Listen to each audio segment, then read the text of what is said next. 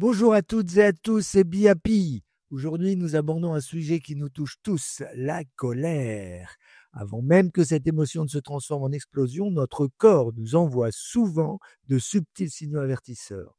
Ces signes avant-coureurs peuvent se manifester par une tension musculaire inhabituelle, une légère accélération du rythme cardiaque ou même une irritabilité grandissante. Ces indices, parfois imperceptibles au début, sont souvent le murmure d'un chef d'orchestre qui tente de nous prévenir que la symphonie de nos émotions est sur le point de dérailler. Entre éclats de voix du matin et frustration du trafic, la colère se faufile dans nos vies. Grâce à la kinésiologie, nous allons découvrir comment apprivoiser cette énergie, la transformer et la mettre au service de notre bien-être. En médecine traditionnelle chinoise, la colère n'est pas simplement une émotion négative, c'est un signal énergétique. Un excès de colère peut être comparé à un orchestre où chaque instrument joue en cacophonie. Ici, la kinésiologie intervient comme chef d'orchestre qui, grâce à des tests musculaires précis, détecte les déséquilibres et aide à rétablir l'harmonie intérieure. Parmi les techniques utilisées, l'automassage sur certains points d'acupuncture se révèle particulièrement efficace. Prenez par exemple le égout, le gros intestin 4, situé entre le pouce et l'index. On dit souvent que ce point libère non seulement la tension accumulée dans la main, mais aussi le stress émotionnel. Imaginez secouer la main pour faire tomber la mauvaise humeur, comme on fait tomber la poussière d'un vieux meuble. D'autres points, comme le yin trang, le point entre les deux sourcils, agissent en douceur sur les centres émotionnels pour favoriser la détente et la clarté mentale. On peut aussi masser le 3 fois qui est entre le premier et le deuxième orteil. Voici quelques astuces pratiques et humoristiques pour canaliser votre colère avec la kinésiologie. Premièrement, l'automassage sur le égout, le yin tran ou le tai chong, le 3 fois.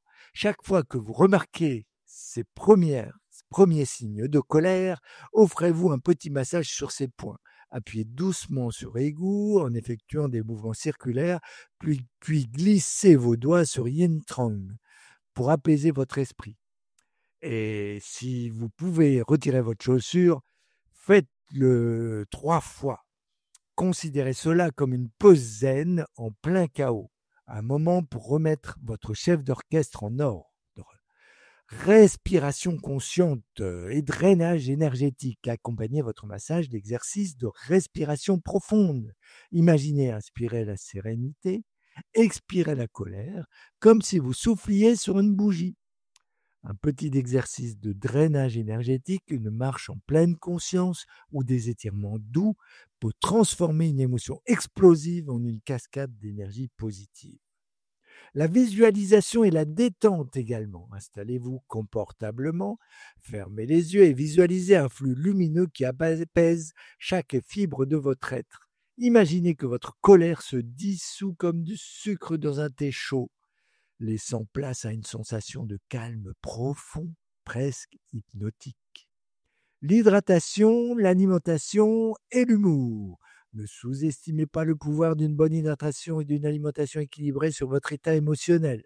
Un esprit bien nourri est moins enclin au débordement.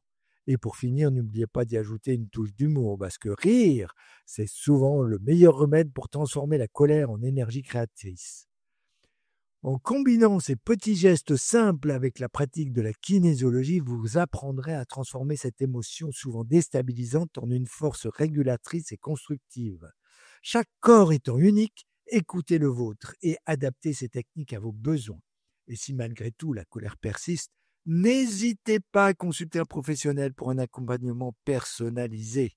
Et n'oubliez pas, si vous avez besoin d'aide, contactez-moi sur mon site labyrinthe-kinésiologie.fr. Restez zen et be happy.